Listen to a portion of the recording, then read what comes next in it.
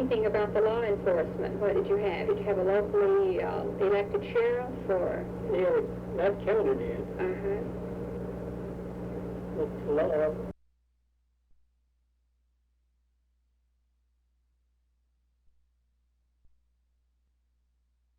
Describe the roads that led to Maud. well, there's just section lines.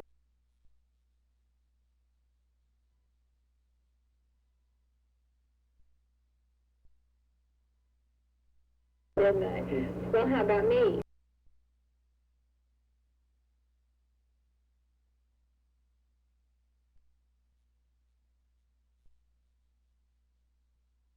I guess I'm able to put that first now in my life.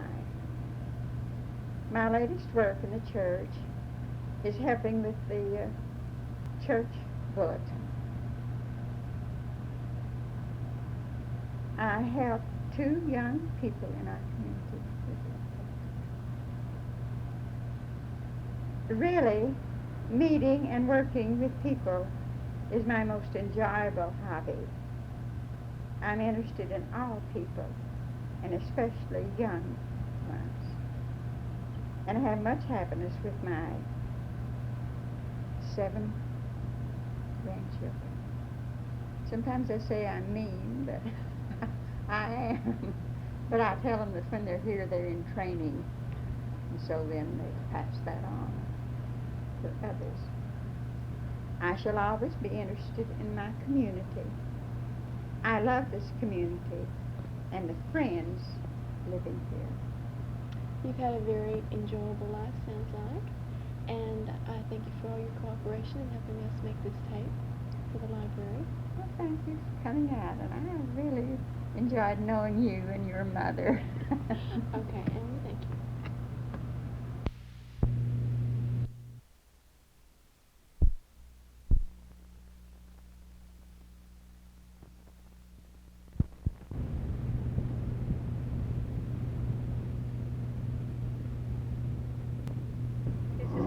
An interview with Mr. Wes Copeland, age 87, retired grocerman living in Maud, Oklahoma. Copeland, one of the first things I'd like to know is when you were born and where. Born in 1885 in Cook County, Texas. And when did you come to Oklahoma? In 1891. And you were living where then? Living close to a town named Bromide in Chickasaw Nation. And let's see, what age were you at that time? I was 6 years old when I came in. And then you started what? Well, I didn't start school until I was moved to Oklahoma. I started at Georgetown, grade school. Grade school. And you went through the 8th grade, I Went believe. through the 8th grade. Right. And then after you finished school, what did you do? I went to work at R.L. Spencer's store in Maud in 1906. And what were you doing in his? What were you doing for him in his store? Just a clerk. Just a clerk. And then you went into your own business then, and In 1914. did you buy Mr. Spencer out? No, I bought another store out, and it's west side of the Gulf Drug Goods Company now, where I was. And this was the grocery business alone. You weren't in any clothing or just No, grocery not business. much. Right. Well, tell me a little bit about stocking your store. How did you go about this? Well, our stock was shipped in by local freight from Oklahoma City first, and then we got to get it from Shawnee. But we had to get off the freight train, far from depot. And what was your motive? Well, you didn't have a truck in those days, did you? We had dray wagons. Uh-huh. And Mr. Hartoon had a tray line here that he hauled stuff all up here. I see. And you'd contract him to go down and pick up your merchandise, Yeah, your so much. supplies. Right. Now, what about fresh produce? How did you come to get this? Everybody grew their own then, didn't they? Well, how about meat? Meat. We only had one. We just had meat markets then. They weren't in stores. And they filled their own meat. Right. Cars Childers run the meat market here at that time. I see. So you didn't compete then, Oh, you no. just handled canned goods and staples and things Yeah, like that's that. Well, is there anything interesting you think about telling us about how your store was, describe your store a little bit back in those days, if Well, you can. it wasn't much of a store. I started with $750. Can't do that today, Well, can you you? couldn't buy a showcase for that. All right. Well, you had probably had Cracker Barrels and salt bins and everything. Every carpenter and boat. Had to grind coffee. Right. And how about your pickle barrels? I remember all Well, these. I don't remember them, but... Keep kids out of it. What'd you do if you caught a kid sneaking a pickle? We run around. But I bet you had a few free cookies to give away those days, didn't you? That's right. I recall a store that was over where the city hall is now, I think, and they had the typical old cookie bins and Yeah. Cracker Barrels then, and I'd go in there and visit, and it's sort of fun because you get a free cookie every now and then. Well, compared to today, how big would you say, or how much stock did you carry? Oh, I carried around $1,500. And it's Now, he carried $20,000 in the store. Right. Well, let's go back to when you were a young boy now and going to grade school. Tell us a little bit about some of your activities then, what you did, and what have you. Well, we just played at recess like any other lunch. Right. And of course, all your lunches, you brought those from home. There's no such thing as a cafeteria or anything like that. And how about your books? Can you describe any of your books? Well, I had McGuffey's Readers. And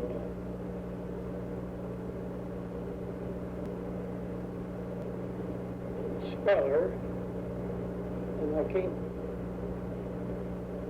believe it's Barnes Arithmetic, Barnes Job then, and Ray's Arithmetic, and reading Kellogg Grammar. I see. How about your teachers now? There wasn't just one grade in the room. You probably had several grades. Well, it was just one room. Just one room for eight. Was this for eighth grade? Yes. Now, right. And how many teachers did you have? One. You just had one. Of course, I went to a three-room schoolhouse myself, so I shared one teacher. There was one teacher to three grades. Yeah. And I had a little bit better than you did. I was coming up, wasn't I? Now, where was your school located now? Half a mile north of Sacred Heart. Right. How far did you have to go to school, to attend the school? 1 1/2. And you had to walk? 3/4. Did you have a horse, or did you? Yeah, we walked. You walked all the time. And how many brothers and sisters did you have now? Well, I only had one brother and sister went to school with me. The rest was over. Right, I see. Well, what did your after-school activities include? Chopping wood. I didn't have to do that myself. I was raised in the country, but I didn't have to. We had Well, you cows had to to work. milk. You had a few cows to milk, I Oh, yeah. imagine. And a few hogs, and what have you. Horses to feed. Well, let's see now. Back to your grocery store. Now, could you describe the roads that led to Maud? Well, it was section lines. So it was. And you had one railroad coming in. Yeah. And, of course, everybody traveled by horse and wagon, I'm sure, by then. And it's nothing but good old dirt roads then, was there, right? And, let's see, what was the nearest settlement around Maud that you can think of any size? Well, It would have been... they was pretty well settled up. St. Louis was a pretty good settlement, Yeah. wasn't it, Yeah. along then? St. Louis. And of course, there's more people around Sacred Heart then than there was Right. any other town in this part. And now how about the doctors in town? The doctors, well, there was Dr. Butler. He was my partner in grocery business one time. Oh, is that right? And Dr. Cole, Dr. Blickendeffer, and a little later, Dr. Phillips. Right. How many children do you have of your own? And two. You had two children. Where were your children born? Were they born at home, or did they go to the hospital? Did your wife go to the hospital? Right, and like the rest of the post office. right. What doctors administered your wife? Dr. Butler. Now, did you have more like the midwife that would come and stay with your wife? Well, and there help? was women coming. Right. And well, if anybody got sick, what happened? You just call a doctor to come to your house, Yeah. didn't you? And he was usually there. Of course, his mode of transportation then was a horse and buggy. Yeah, and He usually had the classiest rig in town, didn't he? Because he had to get around. The Butler had the first automobile. Oh, is that right? And do you recall what year this was? No, I don't, but it's a big old high wheel one. Uh-huh. I imagine that was something running to see in Maud anyway. Well, what about the dentist? Well, we had some dentists here, but no, I can think of their names or not. Well, people just didn't go to the dentist every 6 months like No. we do here or today. Dr. Whitting come up here once a week Uh-huh. from Conway. John L. Whitting. Well, let's see. Can you recall anything about the law enforcement? What did you have? Did you have a locally elected sheriff or? Yeah, that county did. Uh-huh. But the law, the city law over there was just like it is now. Right. Some of the first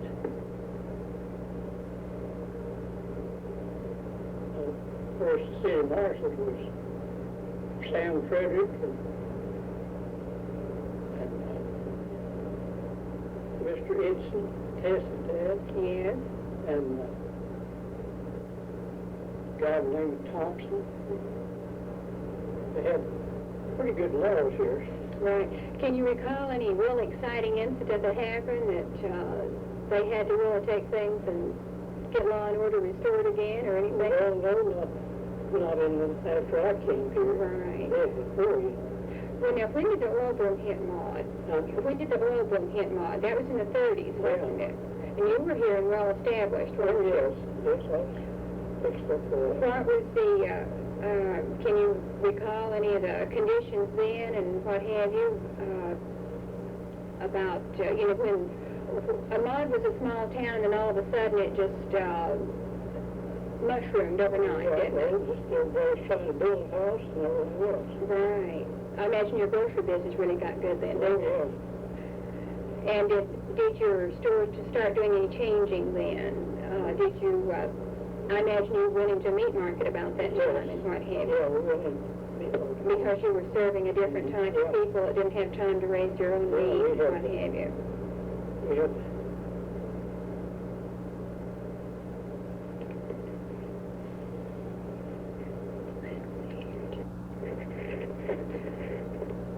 What type of house did you live in when you first moved to Maud? lived in a two-room house. And this was this before you had your children, or were your children I had young? them. Right. Things get better after the Yeah. kids get a little bigger, don't they? Then we moved into a three-room house I bought over in the block where the bank is. I lived there a few years, and I sold it and built this one. I see.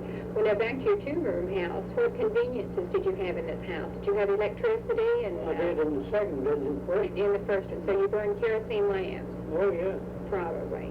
And you had the outdoor toilet and all that good news, didn't you? Well, what did you do for entertainment back in those days before TV and movies and things? Well, about the only thing I could do is go out on Sunday and places. And church played an important role, Oh, yes. didn't it? Because this was one of the main social gatherings. Do you recall anything about your minister then? Did you have a resident minister, or was he a traveling minister? No, or? they lived here. They I lived think. here. And you, would you have picnics and things like this Oh, quite yeah. frequently? Oh, yeah, they had picnics. We'd go to picnics and go to singing conventions and things like that. And now, did everybody do the singing, or Oh, yeah. did you have special? Well, you'd have tests in each schoolhouse. I see. And this was when quartets were, as far as religious singing, you had a lot of quartets moving around then, didn't you, during singing and things like that. Okay, I think that should just about do it. Let's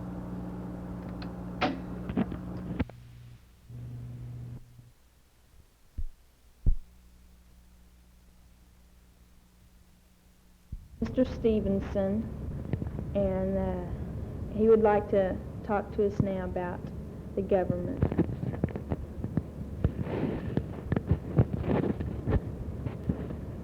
Mr. Stevenson, what was the government like?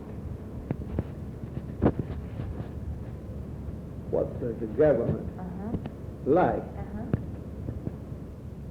Now when? Okay, well, Now you're going to ask me and then I'll answer. Is that it? Have you already got in there what you said? All right. I was born in Conway County, Arkansas, August the 1st, 1888. About 2 miles east of a town of Hattowville in Conway County. We lived there until 93 and moved to Limestone County, Texas, about 300 miles. We traveled in a covered wagon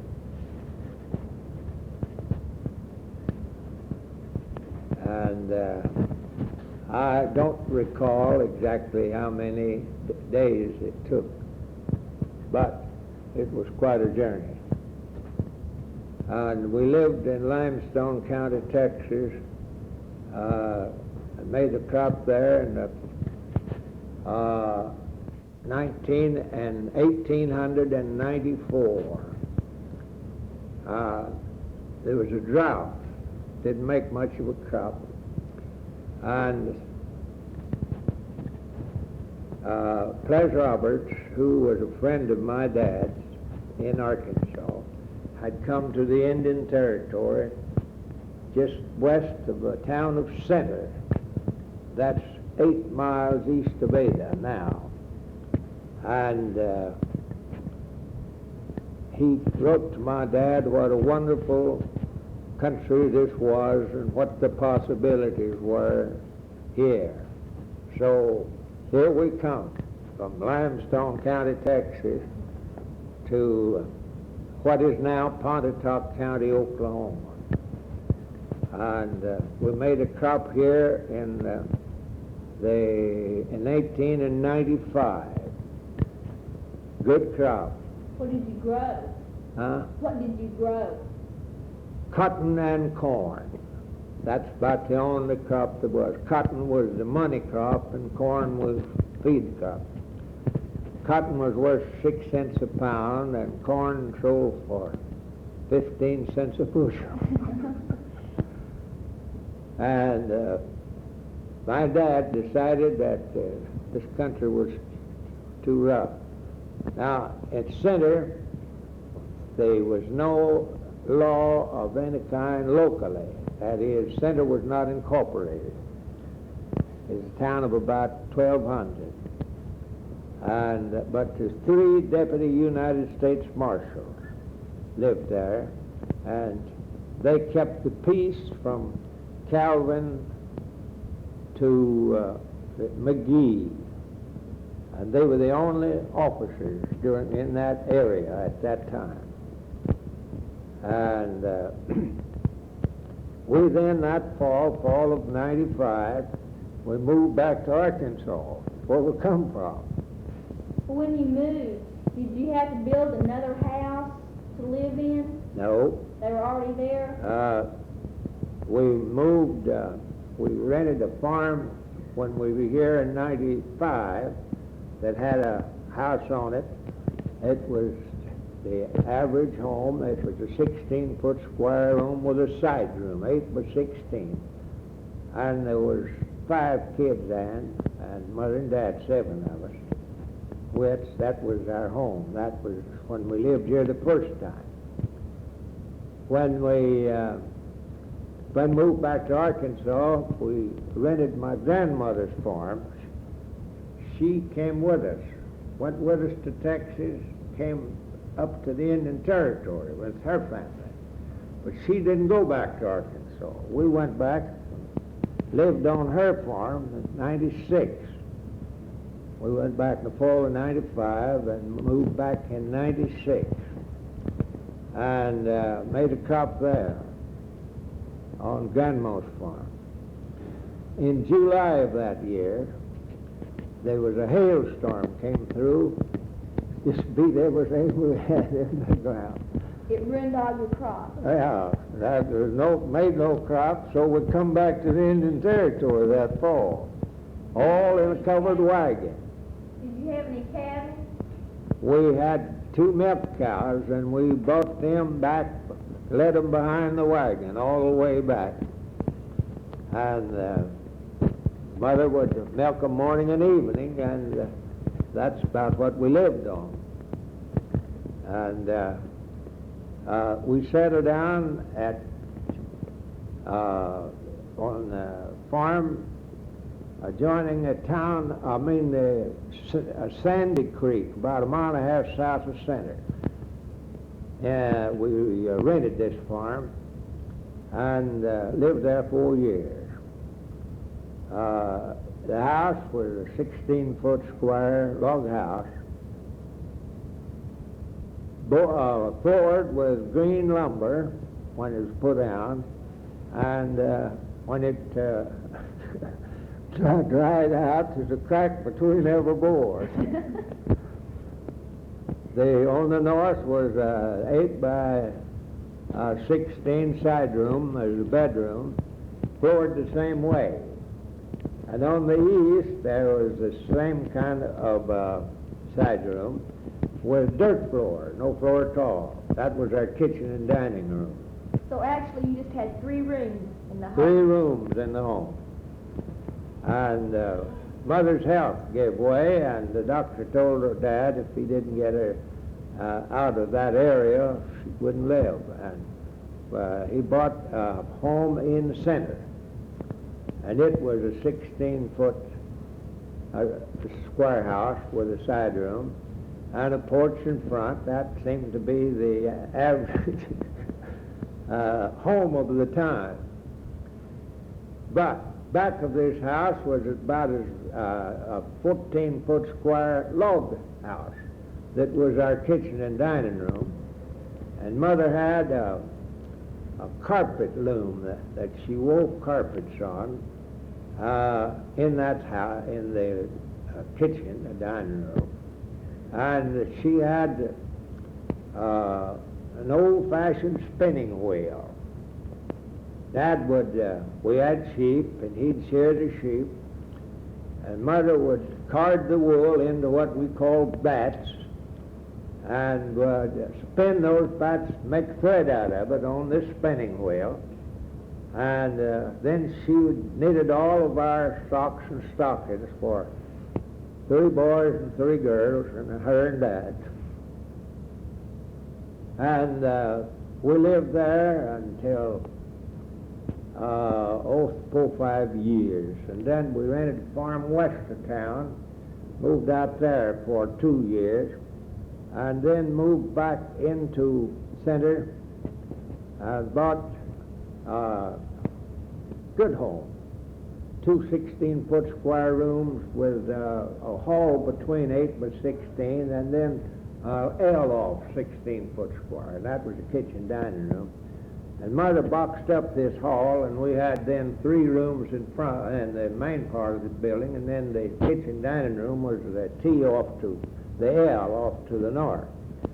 And we lived there in that house until 1907. We tore it down and moved it to Stratford. And we rebuilt that house, same kind of house it was when we lived at Center. And lived there until I left, went to the university. When I went to the university in fall of 1912, that was our home. Mr. Stevenson, what type of school did you have? I mean, school... The Indian Territory, the only schools we had was a man, there was no public school. You had to pay, Dad would pay $1.50 a month for each of us to go to tuition, they call it. And after the cotton was picked and every crop gathered, then we'd go to school until we had to make another crop. And that's the advancement was, he started in a chart. I don't know whether you ever saw a chart or not. And then the next one was the first reader. And then second, third, and fourth readers. That would be advancing one grade to another under the modern schooling. Then we had Lee's primary history, was the fifth grade. And then the sixth grade would be Lee's advanced history. That was all. There was no history of anything on the United States. That's all, Lee's history. That's as far as I got in school until after we moved to Stratford. Of course, 1907 statehood came, and then they voted bonds and built a schoolhouse there at Stratford. And we had, I think that was 1908, the fall of 1909 when we had the first public school. I went part of the winter and the fall of 1909 and maybe 1910. That was between crops. When I'd get through picking cotton, getting the corn while I'd go to school, and then when got ready to go make another crop, I'd have to quit making crops. So I left that farm for Dad. He wasn't physically able to do that. And I guess that I attended that school altogether 9 months, 4 months one winter and 5 the next. And that's the sum total of my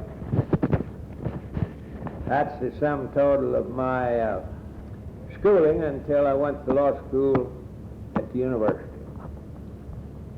How long did you go to law school? I enrolled in the law school in the fall of 1912, and 3 years. At that time, you could enroll, and if you was over 21, and I was 24 at that time, you could enroll in the law school without a high school diploma, but not a candidate for a degree. You could take the classes along with the other, but you wouldn't be a candidate for a degree. When I graduated in the fall, when I graduated in the fall of 1915 and the spring of 1915 with a class, on motion of the faculty, they conferred on me the degree of double LB, just like the other boys got. What is a double LB? Huh? What is a double LB? Bachelor of Laws. That's the what they get now when they graduate from law school. When did you get married?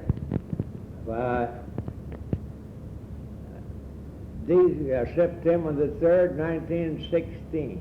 How did you meet your wife? I met her after school was out, I came to Paul Valley and went in partners with O.W. Patchell and lived there during the summer and fall of 15. I went home on a weekend visit, and my wife had been employed to teach school there at Stratford, and she was the principal. The superintendent was a man, of course, and she had never taught school, but she had been attending school at Edmond. They hired her, and I came home, spent the weekend, went to a meeting at the Presbyterian Church, and my wife played the organ, and she gave 2 recitations, and I fell in love with her immediately and moved my office to Stratford, where I could be there and look after, pursue my courtship, you understand? And she just taught one term. That was the fall of 15 and 16. And September 3rd, 1916, we were married and lived there at Stratford. I ran for the Legislature in 1916, a member of the House, and was elected, nominated at that time, and was elected later. And then we went to Oklahoma City and rented a furnished home and stayed there in Oklahoma City during the first legislative term. It convened on the 7th day of January, was out on the 16th day of March. The salary was $6 a day for 60 days, and then $2 a day for all time over 60 days that you were in session. So we got through quick. What were the courts like? Courts were, similar to what we have now. We have district judges and county judges. Well, it's just before this last court term. It's the same kind of court that we had, the same, it was provided the Constitution. Our Constitution was adopted, and it provided the kind of courts: district court, county court, and Supreme Court. Do you know how many courts there were? In Garvin County, there was just one district judge. He had three counties: Murray, Garvin, and McLean. And then there's a county judge to each county. Was the law enforcement very strict? The law enforcement was, it was,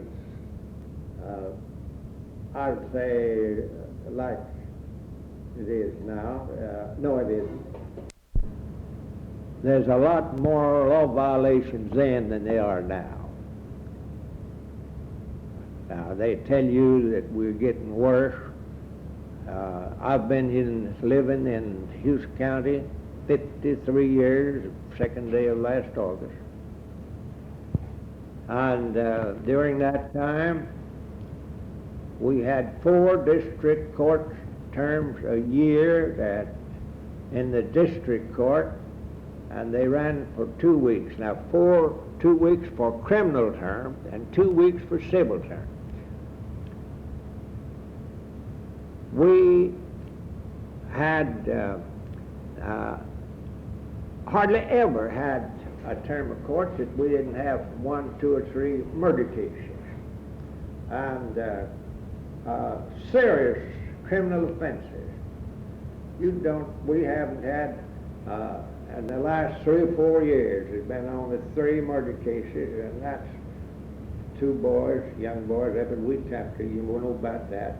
And this man was killed out in the Lamar. That's the only murder cases I know of in a long time in this county. I say that that's the only violations we have now is traffic law violations, about all. Well, did you have it? Were there any hospitals or anything? We had no hospitals until, let's see. The first hospital we had in Holdenville, it was over the, what they call a Darks building. That's just across the street from the City Hall, upstairs. Now that was where the court was located when I came here. But the courthouse was built a year or 2 after, and I forget when this Dr. Wallace and he had a partner that came in and put in this hospital. my baby boy was born in that hospital, and there was 5 children born to us, and 4 of them were born in the home. That's where they were all born. Did you have any doctors come into the home when they were born? Oh, yes. Oh, yeah. Did they have many nurses and doctors in the hospital? They had 2 nurses and 2 doctors in this hospital. One of them, they're both still living here. One of them is Mrs. Rivers Kaufman, and the other one was,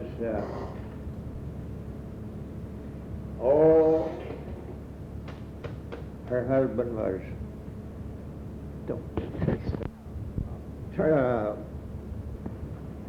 this secretary that was, she's retired now, but she was in this hospital out here until the new hospital was built.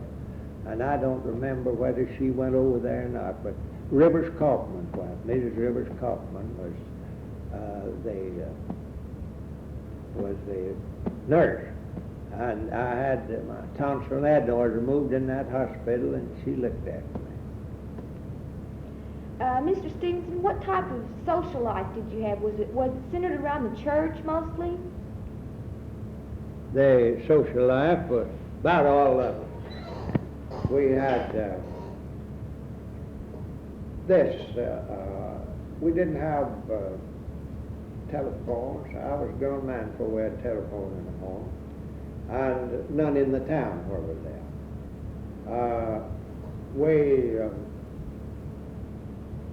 We of course had no radio or television. Our social life was, I remember over at the center, every other Friday night, we had what we call literary society. Made speeches, debates, you understand? And then every other Friday night, we'd all meet and have spelling bees. In other words, we made our own social life, that kind. And people then, in them days, they'd come to our house, sit up to bedtime, just talk, and busy. And we'd have mother, when the girls got big enough to learn how to play an organ, she bought an old pump organ and traded it in a little later and got a piano. And there wasn't too many pianos and organs in the town, and several times, often, they would come and we'd have singings in our home, just bedtime. That's the kind of social life I had. They had old square dances and things like that. But it was all community. In the center, there was just one place where we all met. We all went to the same church.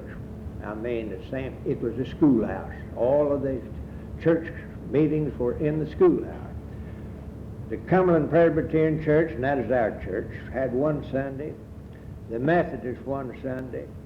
The Missionary Baptist one Sunday. The Free Will Baptist one Sunday. And then the primitive, what we call Hardshell Baptist, had the 5th Sunday. And we had a Union Sunday School. And everybody would go to sing, and it's Staple Church, didn't care who was preaching. Well, what was the price of the organ that your wife bought? I wouldn't be able to tell you that. The organ was an old-fashioned pump organ. I don't know, did you ever see one? Never saw one. That's where you see it's pumping with your feet. And I don't remember. I imagine it was second-hand and she bought it. I had no idea. But she traded that in on the piano and bought a new piano. and I wouldn't know how much she paid for it. Were the food prices very high? Beg pardon? Were the food prices very high? No.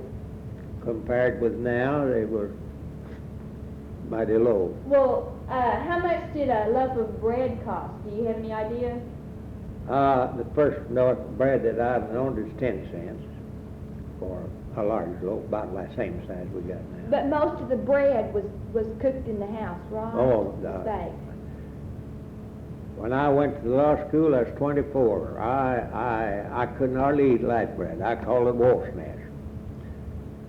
We cooked our own bread. We had what we call biscuits for breakfast, and then cornbread for dinner and supper. And our traditional supper was cornbread and sweet milk.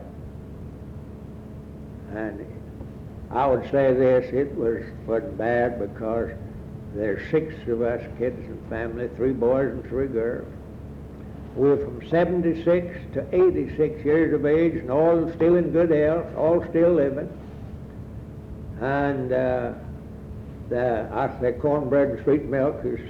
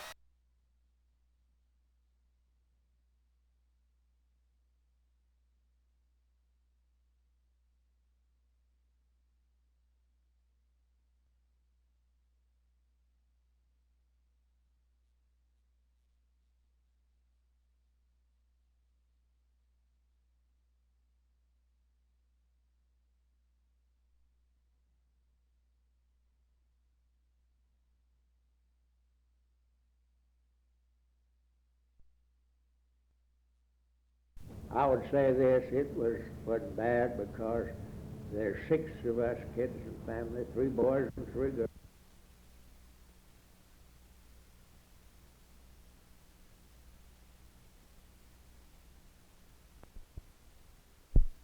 Breakfast. And then cornbread for dinner and supper. And our traditional supper was cornbread and sweet milk. What kind of terms did they get? From anywhere from $50 fine up to $500.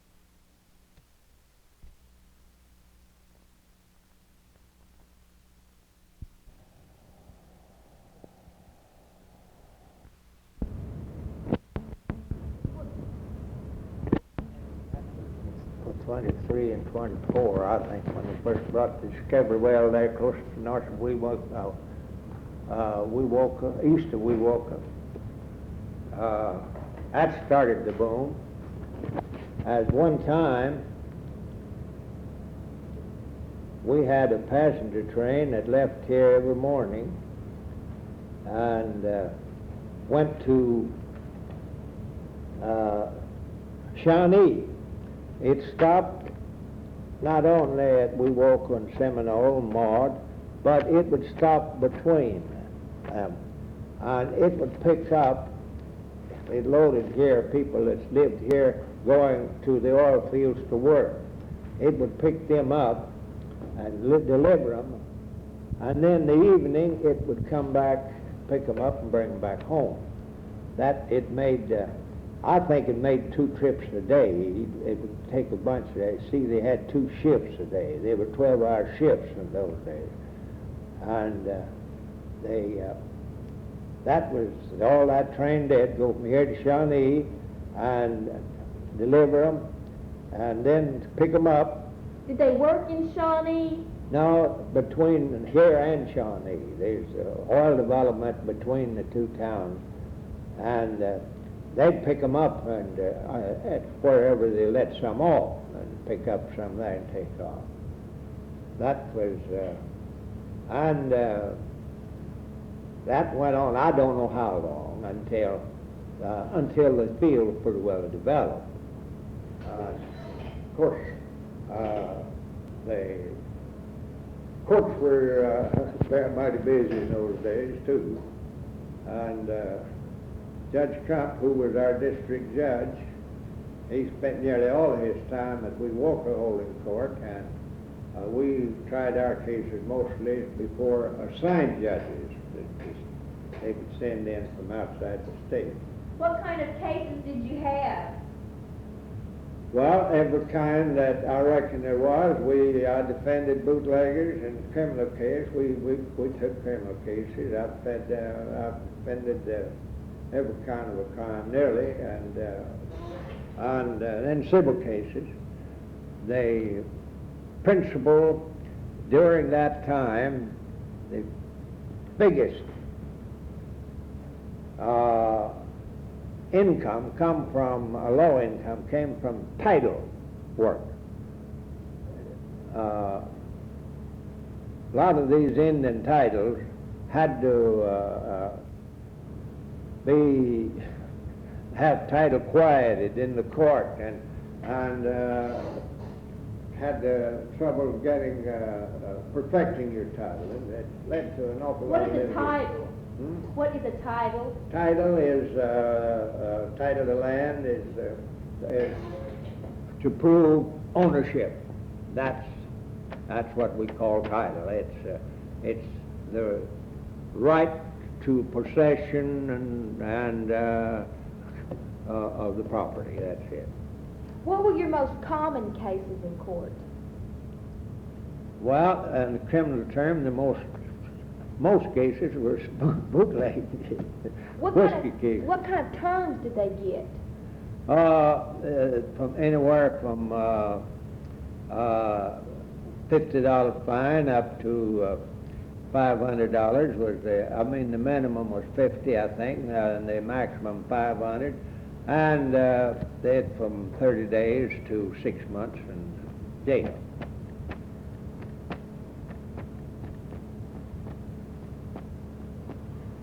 Did you try any murder cases? And what? Murder cases. Oh yeah, I defended, I imagine, 75 to 80 people for murder. I defended 4 men in one term of court here.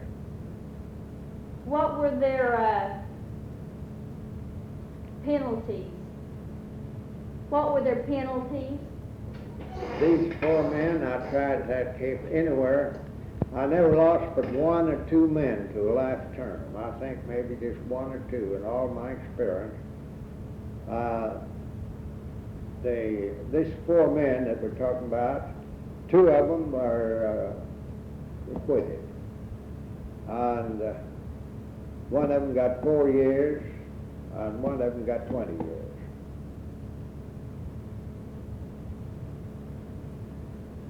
They 3 of them live in Hughes County, and they're all prosperous farmers right now.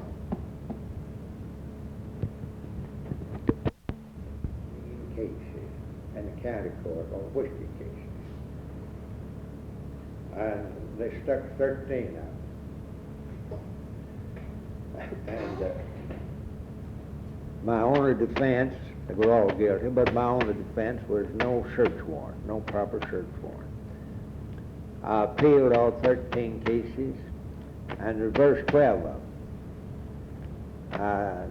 What does reversed mean? Means set aside the judgment and turn the man loose. That's what they ought to have been done the first time, because it didn't have a search warrant. Was bootlegging very popular around here? Well, no, it was a lot of it. You couldn't say it was popular. That would be approval of it, but there was an awful lot of bootlegging because times were so hard. They couldn't get jobs, and they had to do something to make a living.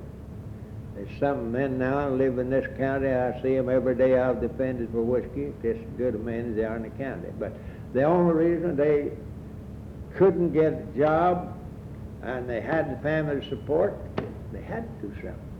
How much did they sell the whiskey for? Do you know? No, I never bought any. Were your clothes, were they store-bought or were they made? Beg pardon? Were your clothes store-bought or were they mostly made? They were, when I was a kid, they were all made. My mother grew up. She made her clothes, knitted their socks and their gloves, mittens. But the girls now, boys, they could buy them just ducking.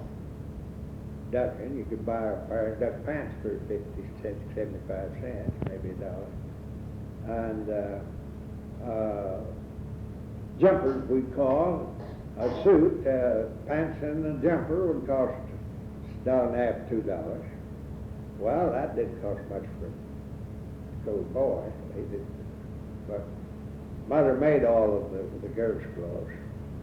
She was a good seamstress. She had an old-fashioned Singer sewing machine. She saw that her girls were well dressed as any of them. Were the winters hard? Beg pardon? Were the winters hard? The winters, were they cold and a lot of snow? We had colder winters than we have now. I can remember when they would take the wheels off of buggies and put runners on them because snow would be on the ground for 2-3 weeks, you know. And if you run them with the wheels, well, they'd ball up. Like you'd take them on and put runners on them, and ponds would freeze over and stay froze over for 2-3 weeks. Winters were much worse then than they are now. How did you heat the houses? How did you heat your homes? Keep them warm. We had a furnace, we call it chimney. It's fireplace, and one end, and then we had stoves in the other rooms, and kitchen, of course. Cook stove was always fire, and it kept the kitchen warm. Used wood. Wood, yeah, wood was the fuel all the time. The only fuel we had until oil fields came in, gas wells came in. This has been an interview with Mr. Stevens by Sandra Baldwin and Jeanette Massive and Sherry Corbett.